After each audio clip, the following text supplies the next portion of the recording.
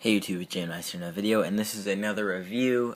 This is the Sheik review. The Sheik is the Iron Sheik's 2014 documentary. But yeah, the same website where I watched the Wrestling Road Diaries 2 is on there. I'm not gonna give you the link. Not trying to be stingy, but I don't want it to be shut down. And I don't know how you watch it. I didn't even know about it until I saw it on the website. I think I'd maybe heard it mentioned on Iron Sheik's Twitter. But it was a documentary of his whole life, pretty much. And I'm going to do this kind of in a different order of the thing, just of the stuff that I remember that I thought was cool. But I will start it out with the beginning, where it talks about him in Iran and him being born when it was peaceful there, and then wrestling, starting out wrestling, amateur wrestling, and then being a security guard for some really popular guy. I'm not familiar with him. I don't know if he was like president or a leader there, but he seemed like a very important guy, and talks about him coming to the States, Vern Gagne seeing him, and then him wrestling or coaching at like the Olympics for wrestling, and Vern Gagne scouting for wrestlers there, and then him coming to WWF, and, getting caught with Hacksaw Jim Duggan when Hacksaw Jim Duggan was drinking and driving, and then they found coke and weed in Hacksaw Jim Duggan's bag, and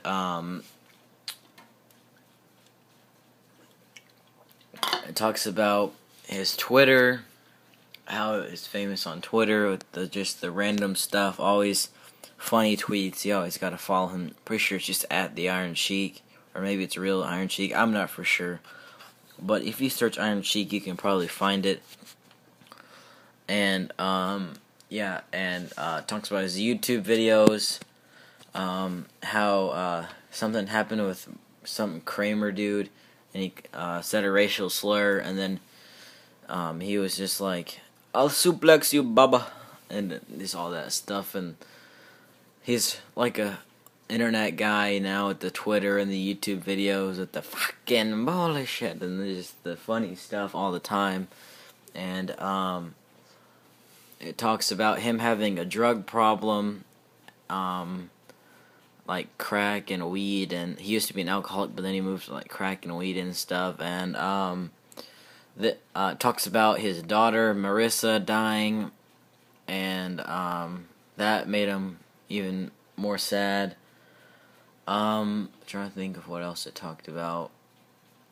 Lots of appearances. It seemed like they've been working on it for a while, because it said like Atlanta 2006, Atlanta 2010. It showed different things.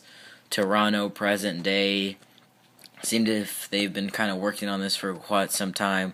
But they had Jake the Snake Roberts, Jim Ross, The Rock, Bruce Pritchard, Mick Foley, King Kong Bundy, The Nasty Boys, Nikolai Volkov, Hulk Hogan, and Hacksaw Jim Duggan sporadically through the thing talking about stuff. And then like at some wrestling convention, you saw him talking to RVD, Larry Zbyszko, Coco Beware, Demolition, Ron Simmons, Animal Sonny, and Jimmy Hart, and maybe a few others. But really good stuff. Really enjoyed it. I didn't know a whole lot about Iron Sheik, but good story. And he is just talking about heat, how people wanted to kill him. Like he would leave in ambulances and go to his hotel instead of leaving in his own car so he didn't get shot. And yeah, at first he wasn't like the shaved with the mustache, the curly mustache, and like the hat thing, or not the hat thing, I don't know what you call it, it's like the little cloth on his head. And then they changed him because they knew they could turn him into a really big bad guy, USA guy versus a foreigner. People always love those kind of feuds. And can't really think of much else, but good stuff. Let me give it 9 out of 10. I kind of got lost on some parts of but it was a good story, and they said that he's trying to help and fix his drug problem. He's getting better and better and overcoming it, and showed how like his condition was. like his knees, his legs were just in bad condition.